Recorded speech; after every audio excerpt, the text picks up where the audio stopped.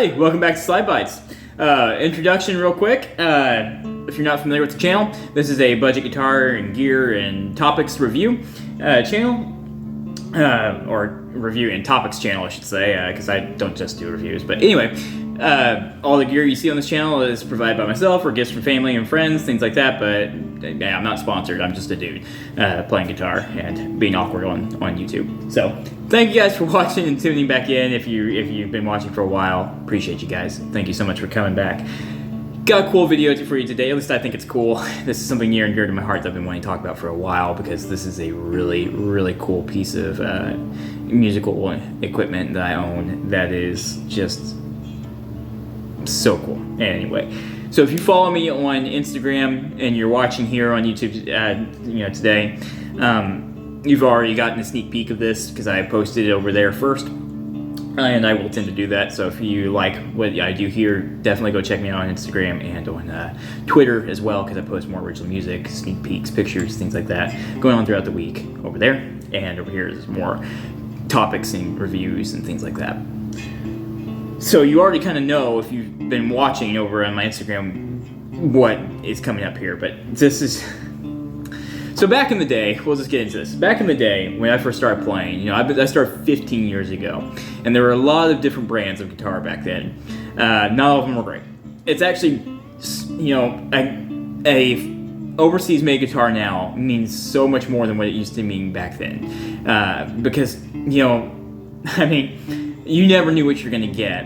15 years ago compared to today, it's just changed so much. And it's been getting better continuously. Budget priced, low priced import guitars are better than they've ever been. They've been getting better and better.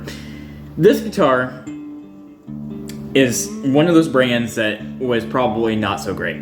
If you look at it, it looks very much like a very familiar brand, and it's very much a stolen design from a very familiar brand that we all know and love.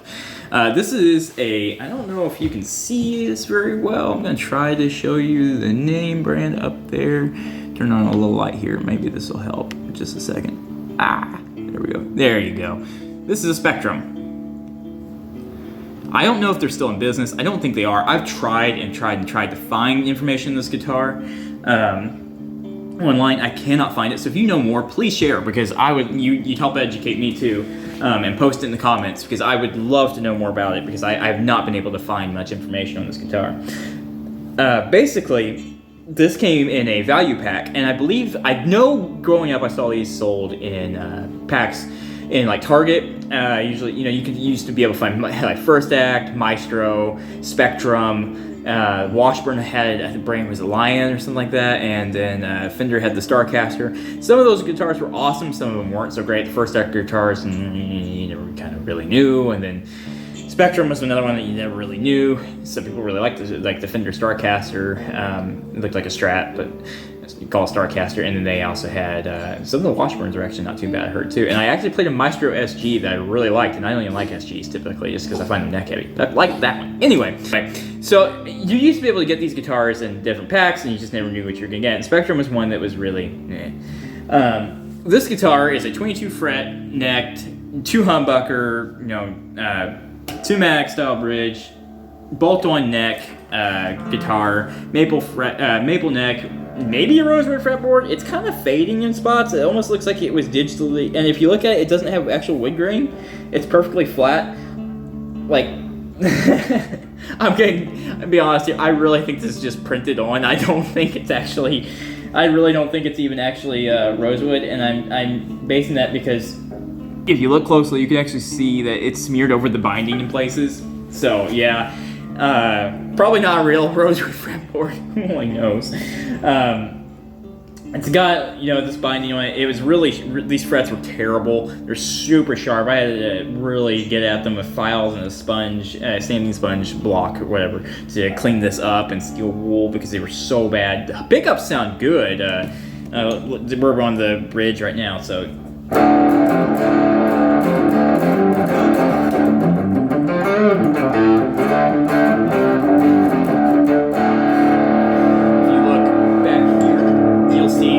Through the vintage, the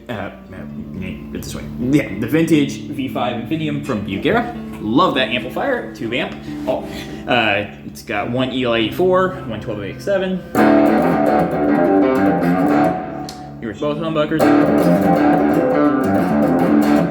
Neck.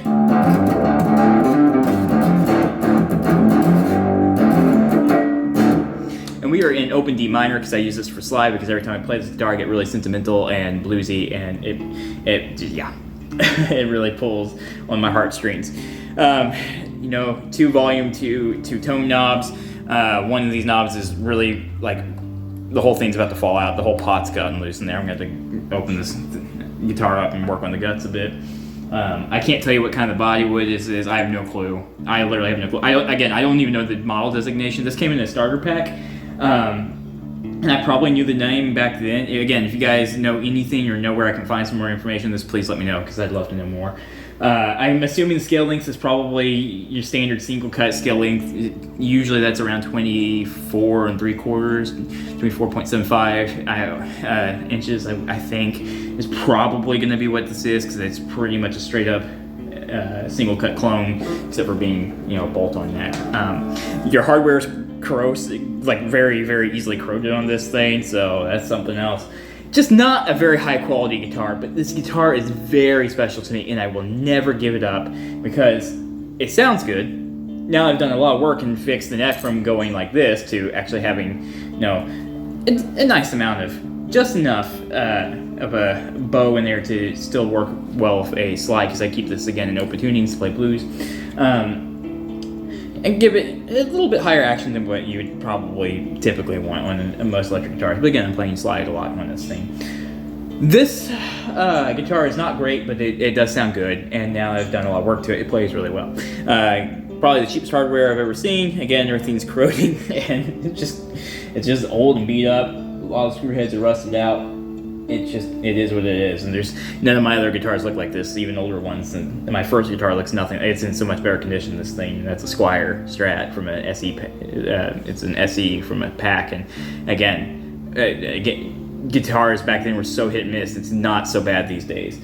Anyway, so why is this guitar so important to me, even though it's really kind of a hunk of junk, but nice sounding junk? It's really bad hardware. Anyway, so why is this guitar so important to me? Because it was given to me by some people that were very close to me.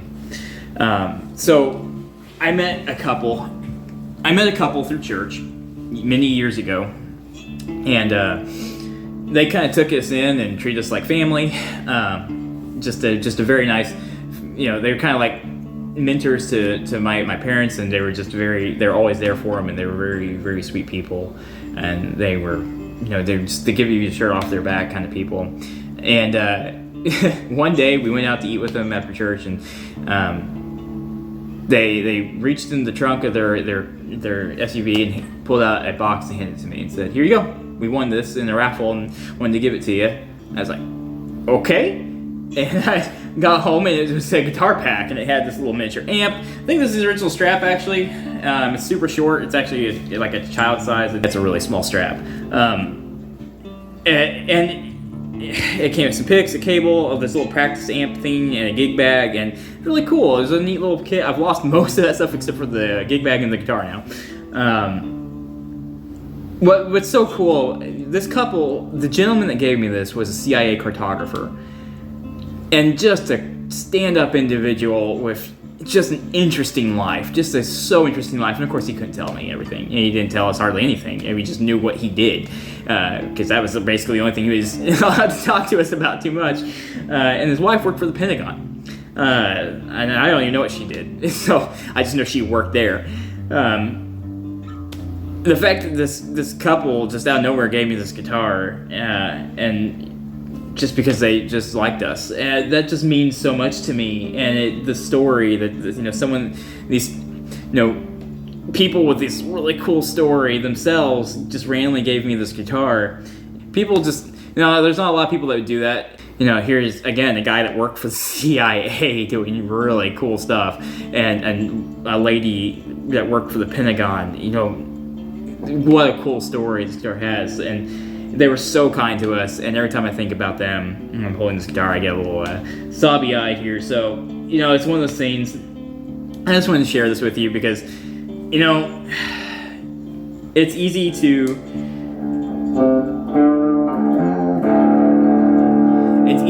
buy something. We all probably have something in our collection that's just not a great instrument.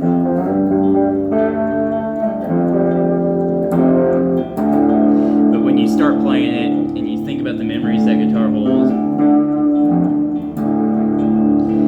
there's just something that's irreplaceable to you. And this is one of those guitars that's just, it has a story, it has meaning to it, and the fact it's in my collection is unbelievable. So this is one that's going to be in my collection forever, and I just kind of wanted to share it with you today. To me, it has a good story, and that's really what music and guitars is. It's telling stories and passing on emotion to each other and everything. So been feeling reminiscent, if that's the right word, maybe nostalgic about this guitar lately, and been thinking about that couple all bit and missing them. So, and again, they've passed away, both of them at this point. I don't know if I said that earlier, but they've both passed away.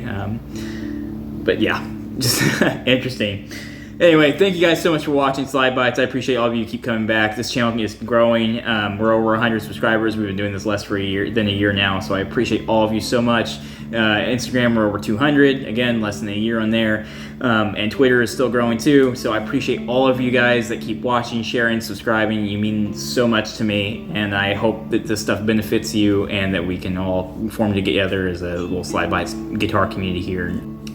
And again, please like and subscribe if you like what I'm doing, because it really does help this channel grow and reach more people and help more people find good stuff for low prices. That's what's really, I mean, that's the goal. I want to help people find good stuff at good prices. So anyway, thanks again. I will see you guys soon with more guitar-related content. If you want to hear more of my original music, go check that out, and just behind-the-scenes pictures and things like that. Check out me and my check out my Instagram and check out my Twitter. And over here on YouTube, we're going to do more guitar reviews and gear and stuff like that. So thank you guys so much. I will talk to you later, and keep sharing, partners. Bye.